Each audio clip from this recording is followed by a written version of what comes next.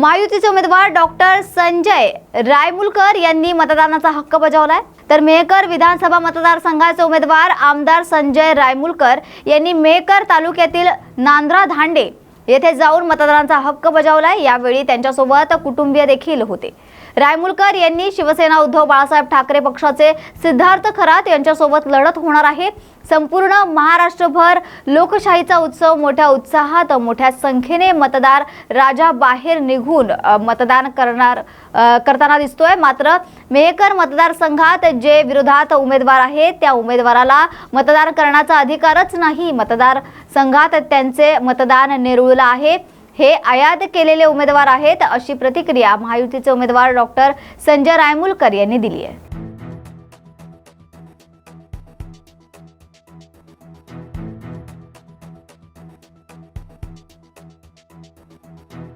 जय गजानन। लोकशाहीच्या आज महाराष्ट्र राज्यामध्ये पूर्ण महाराष्ट्रभर हा लोकशाहीचा उत्सव या ठिकाणी मोठ्या संख्येनं मतदार राजा बाहेर निघून मतदान करताना दिसतोय। आणि आजही मी स्वतः माझ्या जन्मगावी येऊन माझ्या सपत्नीक सर्व परिवारासह या ठिकाणी मतदानाचा अधिकार मी या ठिकाणी बजावला आहे।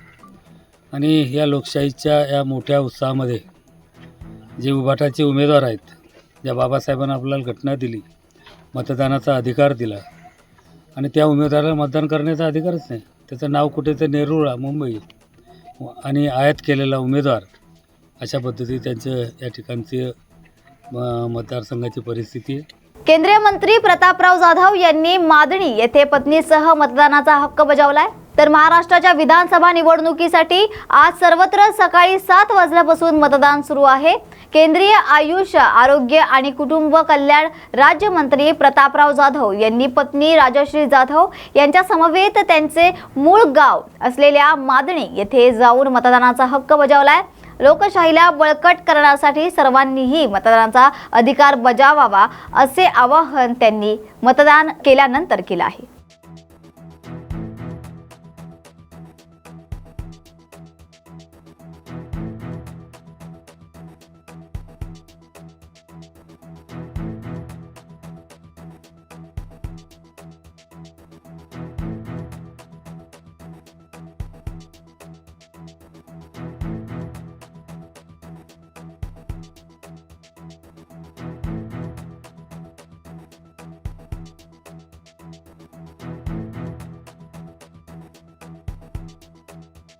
या ठिकाणी बजावलेला आहे।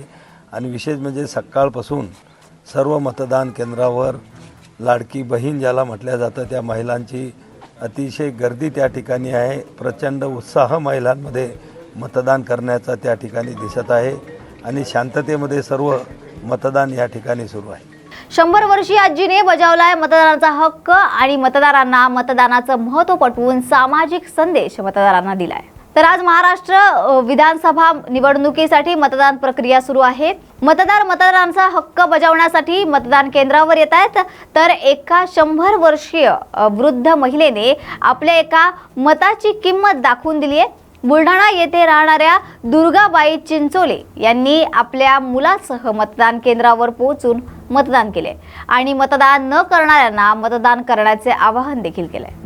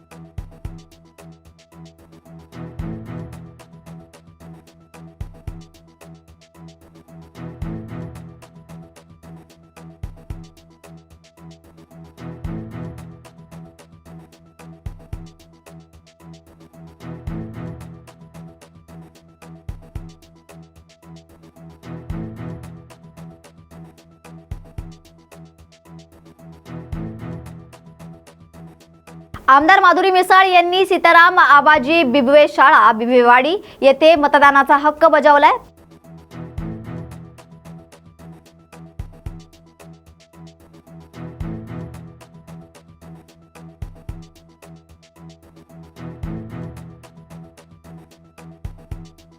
खासदार प्रफुल्ल पटेल यांनी कुटुंबासह मतदानाचा हक्क बजावलाय। तर आज महाराष्ट्र विधानसभा निवडणुकीकरिता मतदानाची प्रक्रिया पार पडते। राष्ट्रवादीचे कार्यकर्ते अध्यक्ष प्रफुल्ल पटेल यांनी आपल्या गृह जिल्ह्यात गोंदिया येथील NMD कॉलेज येथे कुटुंबासह मतदान केलंय। यावेळी महाराष्ट्रात महायुतीची सत्ता येईल असा विश्वास त्यांनी व्यक्त केलाय।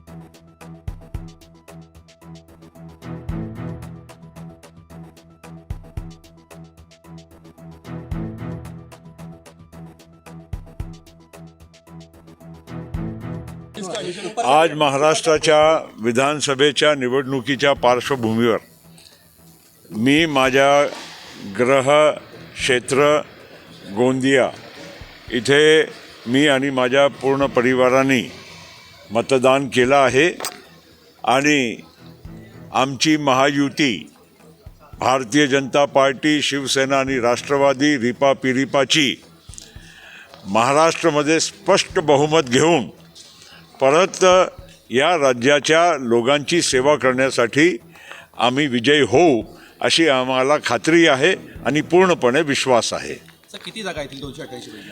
आम्हाला किमान 175 जागा तिन्ही पक्ष आणि आमचे मित्र पक्ष मिळून येतीलच आणि जे आमचे विरोधक आहे ते एकदम निराश झालेले आहे। आता काल परवाचा जो प्रकरण काटोलचा होता किंवा मुंबईच्या जवळ ठाण्यामध्ये जे होता ते अत्यंत म्हणजे एक फ्रस्ट्रेशनमध्ये लोक आमचे विरोधक आलेले आहे आणि त्यामुळे अशा प्रकारच्या चुकीचा म्हणजे काही ना काही खोटे आरोप आणि नाटक हे चालू झालेलं आहे, पण त्याचा परिणाम आमच्या महाराष्ट्राच्या जनतेवर अजिबात होणार नाही। महायुतीने केलेले कामं अत्यंत लोकांना आवडणारे होते। महायुतीमध्ये असून आम्ही आमच्या लाडकी बहीणची योजना, मुलींच्या फ्री शिक्षण, गॅसचे सिलेंडर आणि अर्धे तिकीट बसेसचे आणि अनेक असे आम्ही चांगली योजना त्यांना आमच्या महिलांसाठी दिलेली आहे।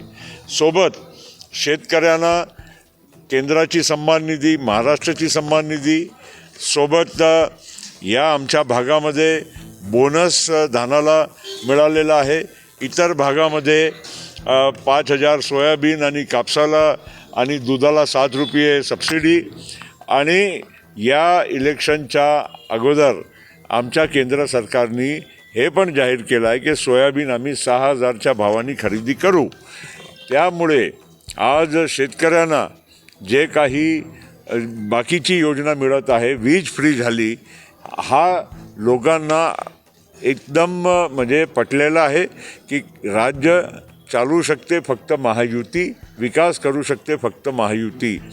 मोठा इन्फ्रास्ट्रक्चरचा काम झपाट्याने चालू आहे मुंबईमध्ये, मुंबईच्या महानगरच्या उपनगरामध्ये आणि त्याचसोबत अख्खा महाराष्ट्रामध्ये आपला समृद्धी महामार्ग असो, मेट्रोचे काम असो, बाकीचेही अनेक इन्फ्रास्ट्रक्चरचे कामं असो, ते इतक्या झपाट्याने चाललेले आहे की 100% आम्हाला विश्वास आहे की महाराष्ट्रातली जनता आम्हाला साथ देतील. सर, भंडारा गोंदिया जिल्ह्यातील 7 जागांपैकी किती जागा आपल्याकडे निवडून येतील आणि त्यातही राष्ट्रवादीची तुमची अर्जुनी मोरगाव आणि तुमसर किती मतांनी जिंकून येईल? राष्ट्रवादी काँग्रेस पक्षाची गोंदिया आणि भंडारा जिल्हा मिळून 2 जागा आहेत. दोन्ही जागा आणि फक्त येणारच नाही, अतिशय चांगल्या मताने येणार. आणि त्याचसोबत आमच्या भारतीय जनता पार्टीचे 4 जागा लढून राहिलेले आहे. मी खात्रीनं सांगतो की 4ही जागा साकोलीसह आमच्या भारतीय जनता पार्टी आमचे मित्रपक्षांची येणार आहे. आणि सोबत एक शिवसेनाची भंडाराची जागा ती पण आम्हाला मिळणार आहे. 7 जागा या गोंदिया भंडारा जिल्ह्यामध्ये महायुतीला मिळणार आहे. हे विश्वासाने मी तुम्हाला इथे सांगायला उभा आहे. राणा पटोले आरोप लगा रहे हैं कि पैसे को लेकर विनोद तावड़े का जो वीडियो सामने आया है, विनोद तावड़े के वीडियो में कोई तथ्य नहीं है. न विनोद तावड़े कोई पैसा का हाथ लगा रहे हैं, न किसी को पैसे की बात कर रहे हैं, न उन्होंने अपने किसी को दिया है. अब वो कोई रेस्टोरेंट में बैठे थे, उसी होटल में ऊपर कोई कमरे में 10 लाख रुपया अगर किसी का जब्त हुआ है तो उसमें विनोद तावड़े का क्या संबंध है? और आज जब चुनाव लड़ते हैं तो अगर किसी का 10 लाख रुपया अगर प्राप्त हुआ है तो वो एक जांच का विषय है. और ऐसे भी आप लोगों को मालूम होना चाहिए कि 40 लाख रुपये तक कोई भी उम्मीदवार अधिकृत खर्चा कर सकता है. अब वो उसका है कि कौन सा पैसा है या उम्मीदवार का है, ये तो जांच बताएगी.